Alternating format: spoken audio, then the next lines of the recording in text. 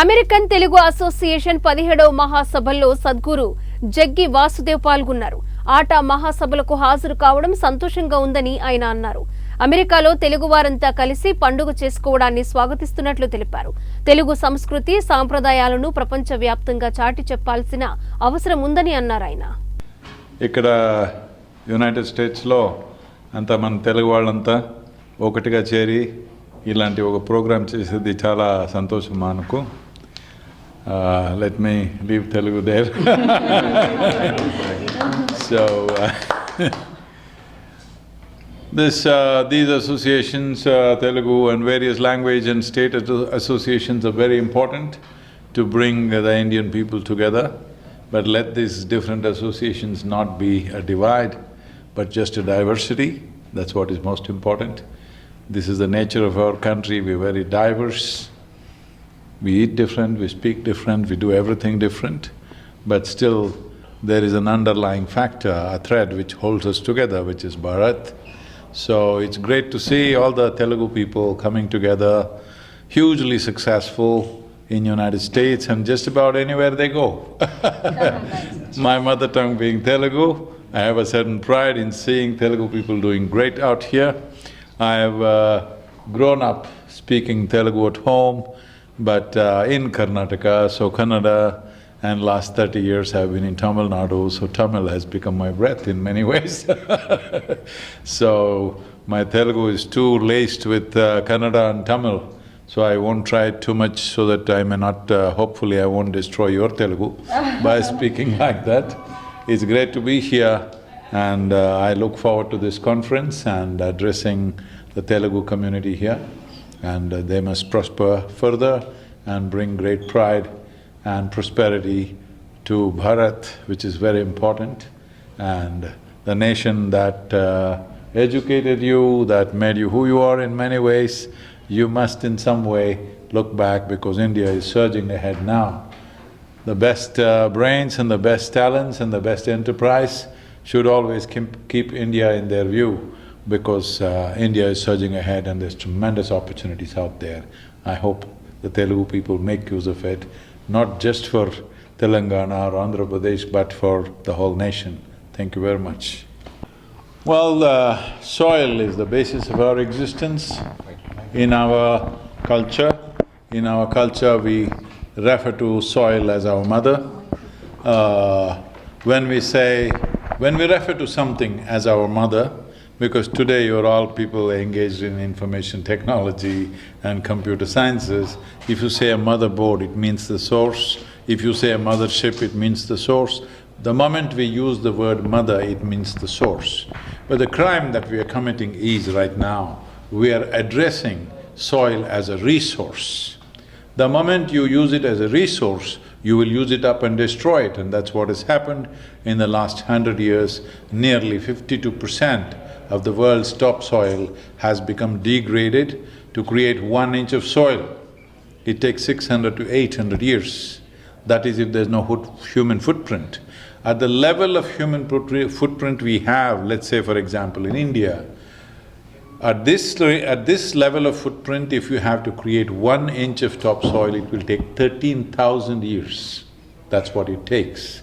But we have brought the soil to a certain level of degradation that on an average, India's topsoil has only 0.68% of organic content. This is not just in India.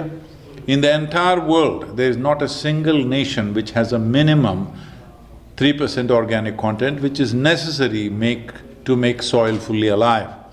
When we talk about organic content, we are talking about the food for the organisms.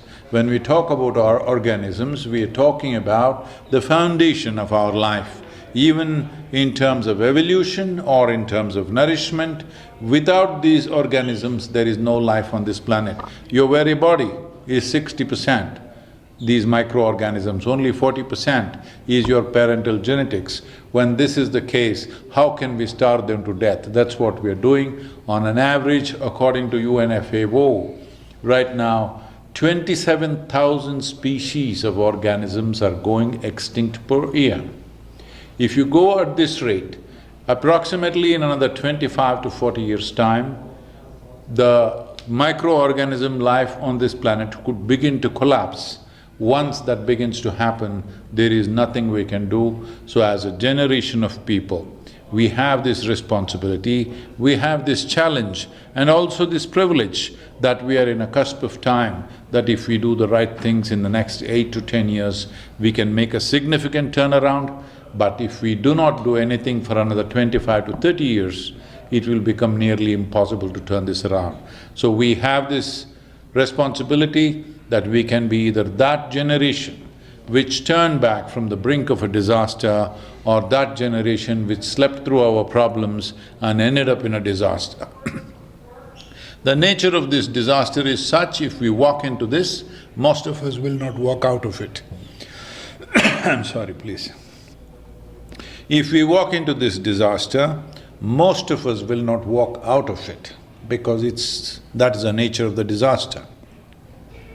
Essentially what I'm saying is, as every UN agency is right now pointing out, by 2045, large number of nations will be confronting famine situations. We've just forgotten this. Just 70 to 80 years ago, India as a nation faced severe famines which took millions of people. Famine is the worst possible way for a human being to die, because it's a slow fade. One will die in 3 to 4 months of enormous suffering, and terrible things happen. Civilizations collapse, your very humanity will evaporate. That's the nature of a famine. After all this development, this technology, this infrastructure, this knowledge, information dissemination, if as a humanity, if we once again drive towards famines, this is unpardonable. But that's where we are pointed right now. So with Save Soil movement, we have definitely changed the narrative. I feel proud to say this, that our volunteers and across the world, everybody responded, the media, the administrations, the common people, spectacular response, that today our metrics for June 23rd is showing that about 3.91 billion people have been reached. Never before such a thing has been done.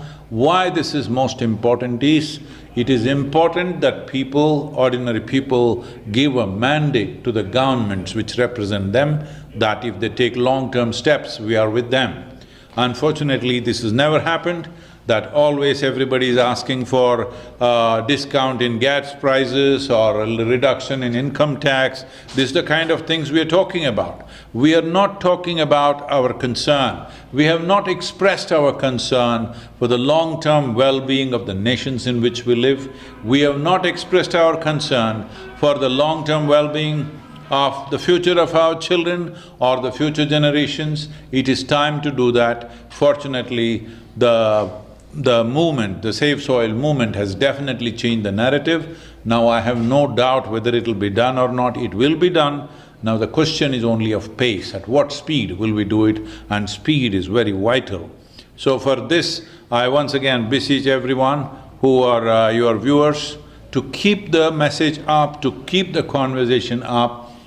Soil should be an important part of our conversation in any civilized society, so that administrations feel comfortable to do long-term policies.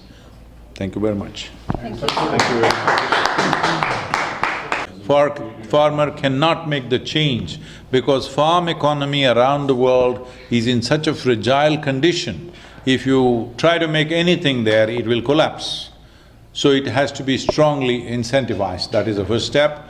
And there is carbon credit scheme which needs to be simplified for the farmer, and there must be market recognition for those farmers to enhance the carbon organic content in their soils. Namaskar. Thank you.